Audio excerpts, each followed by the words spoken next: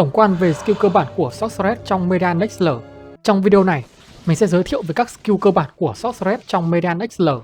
Lưu ý, bảng skill này được quay ở bản cập nhật Sigma 2.12. Các bản về sau có thể sẽ được thay đổi. Ngoài cây skill Mastery chung, cây này mình đã giới thiệu ở video tổng quan rồi. Sorceress sẽ có 6 cây skill đánh, một cây bổ trợ và một cây reward cụ thể như sau. Skill Innate, Mana Shield.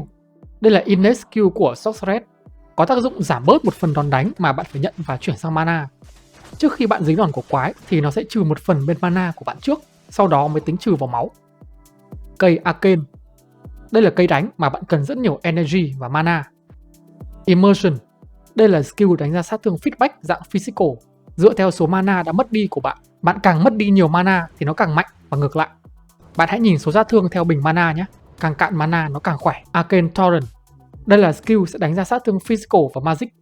Physical dựa theo số mana lớn nhất, còn magic dựa theo số mana hiện tại bạn còn.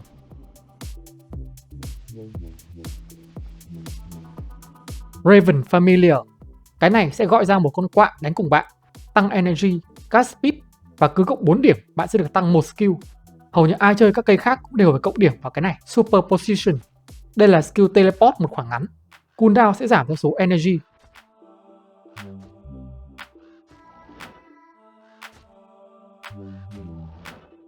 Mana Sweep. Đây là skill sẽ đánh ra skill feedback dựa theo số mana đã mất và sẽ hồi lại mana cho bạn. Skill đánh ra chúng càng nhiều quái thì lượng mana hồi được càng cao. Anti-Mass. Skill này sẽ chuyển mana của bạn thành máu. Nó sẽ hút hết mana và chuyển 60% số này thành máu. Đi farm, bạn có thể dùng Anti-Mass để chuyển mana thành máu, sau đó lại dùng Mana Sweep để làm đầy lại bình mana. Sự kết hợp hoàn hảo. Arcane Fury. Cần 50 điểm cộng trong cây Arcane để cộng vào đây. Nó sẽ tăng thêm cho bạn một lượng energy và mana, cũng như giảm số mana thiệt hại khi dùng Mana Shield. Vậy là hết cây Arcane. Cây Fire. Bây giờ là cây Fire, đánh lửa. Toàn bộ các cây của Sorceress trừ melee đều tăng sát thương theo energy bạn nhé. Flame Front. Skill đi farm chính, đánh lửa tỏa ra phía trước. Cứ 10 level nó tăng một tia, max là 6. Chỉ ra xa nó sẽ trụm lại, chỉ vào gần người nó sẽ tỏa rộng ra. Incineration. Cứ 25% mana còn nó sẽ tăng một tia lửa cho Flame Front. Pyroblast. Đây là skill tạo ra một quả cầu lửa lăn trên đất, vừa dùng đi farm vừa đánh boss. Pyre. Passive tăng physical resist khi đang đánh Pyroblast tính theo energy.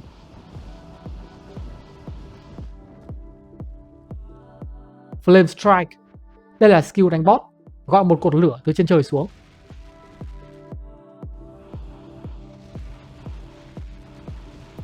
Havoc. Bạn cần 50 điểm trong cây fire mới có thể cộng vào đây. Nó sẽ tạo ra một vòng lửa lớn và nổ nhiều lần với cooldown dài. Cooldown sẽ giảm theo số điểm energy, cứ 420 energy sẽ giảm 1 giây. Vậy là hết cây fire. Tiện đây, mình sẽ giới thiệu luôn cây bổ trợ Coven. Cây này gồm 4 skill Coven dạng passive, đi kèm với nó là 4 skill buff. Bạn chỉ được phép chọn tối đa là 2 trong số 4 cái. Living Flame. Cái này tăng máu, tăng hồi máu, cộng nhiều điểm, số sẽ tăng nhiều hơn. Fire Dance. Đây là buff, tăng sát thương phép vào vật lý của bạn, nâng điểm giảm cooldown, còn sát thương sẽ tăng theo soft level. Thường thì 1 điểm vào đây là đủ rồi.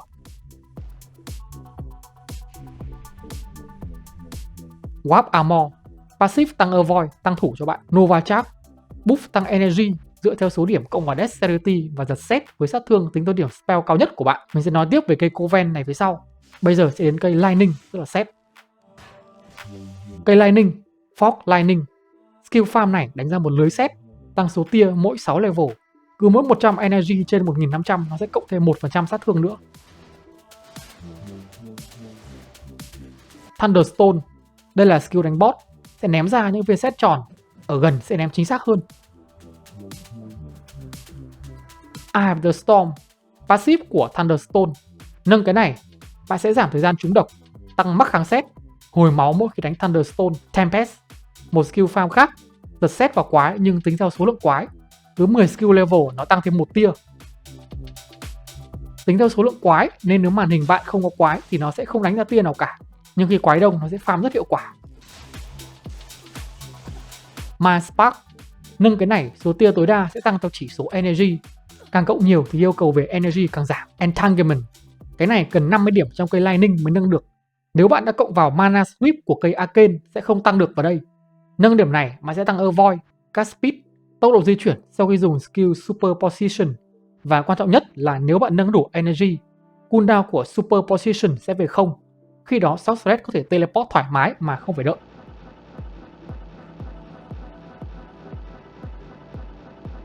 Mình tiếp tục giới thiệu nốt hai passive của cây bổ trợ Coven nhé. Snow Queen, cái này tăng khả năng đỡ đòn, tăng sát thương phép cho bạn.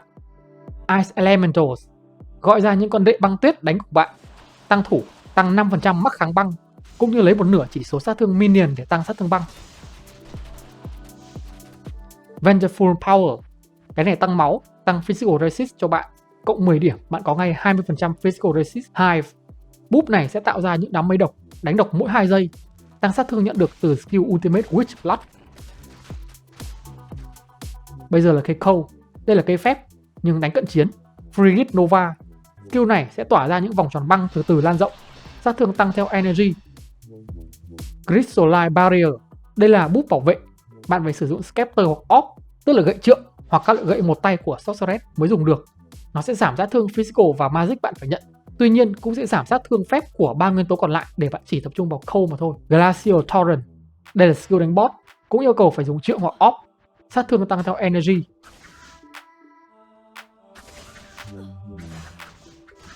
Wintertide, Warp Strike nhảy vào quái, đóng băng quái và hồi một lượng máu. Rime, tăng thời gian quái đóng băng của Wintertide, Hoa Frost. Wintertide cũng sẽ có một chút sát thương băng. Hai cái này nhìn chung không cần thiết lắm, do Wintertide không phải là nguồn sát thương chính của bạn. Frostborn, yêu cầu 50 điểm trong cây Cold mới nâng được và bạn không được cộng vào Mana Sweep. Tăng grit, tăng máu, tăng attack rating cho bạn. Và sát thương tăng từ Witch Blood sẽ luôn được áp dụng bất kể bạn còn bao nhiêu máu. Vậy là hết cây Cold rồi. Mình sẽ giới thiệu luôn cây Reward nhé. Do các cây skill của Sorceress đều khá đơn giản và trực diện. Cây Reward, Symbol of Esu, tăng Absorb, tức là hấp thụ, và Spell Focus cho bạn. 5 điểm ở đây để đạt được 5 Absorb, Fire, Lightning và Cold là đủ rồi. Fox Blast, skill debuff này sẽ giảm sát thương và cast speed của toàn bộ quái trên màn hình. 1 điểm là đủ dùng rồi. Chronofield, bạn chơi nhánh Arcane thì nâng skill này. Nó sẽ giảm kháng vật lý của quái cũng như tốc độ di chuyển, có tác dụng với sát thương feedback dạng vật lý của cây Arcane. Witch Blood, skill này mình đã nhắc tới 2 lần trong các đoạn trước của video. Passive này sẽ tăng sát thương phép của bạn khi bạn còn trên 80% máu, giảm một nửa tác dụng khi bạn còn từ 40 đến 79% máu, cũng như tăng Life After HQ theo base level. Điểm Frostborn của cây Cold sẽ giúp bạn nhận được toàn bộ tác dụng của cái này bất kể bạn còn bao nhiêu máu. Skill cuối cùng là Bane Blade, mình sẽ giới thiệu cùng cây Melee đằng sau. Cây Poison, bây giờ là cây Poison, tức là độc. Lorenado, skill Defam của bạn đánh ra những cơn lốc với những quyển sách, cứ 12 skill level sẽ có thêm một cái lốc. Miasma, cái này sẽ đánh ra một lượng sát thương độc nhỏ, đồng thời giảm tốc độ di chuyển, giảm kháng độc của quái trong 5 giây. DK, nâng cấp cái này Miasma sẽ không có sát thương nữa, tuy nhiên hiệu ứng của nó sẽ kéo dài lên 15 giây, nên nâng luôn cái này vì chúng ta cần làm chậm quái càng lâu càng tốt. Elucidation, nâng cấp cái này thì cứ với một khoảng chỉ số Poison Skill Duration thì bạn sẽ có thêm một cái lốc cho Lorenado. Càng nâng cấp thì số yêu cầu này càng giảm. Arachnomancy, đây là skill đánh boss của bạn, đánh ra nhiễm độc có phạm vi nhỏ, có nhiều energy thì thời gian độc sẽ kéo dài hơn.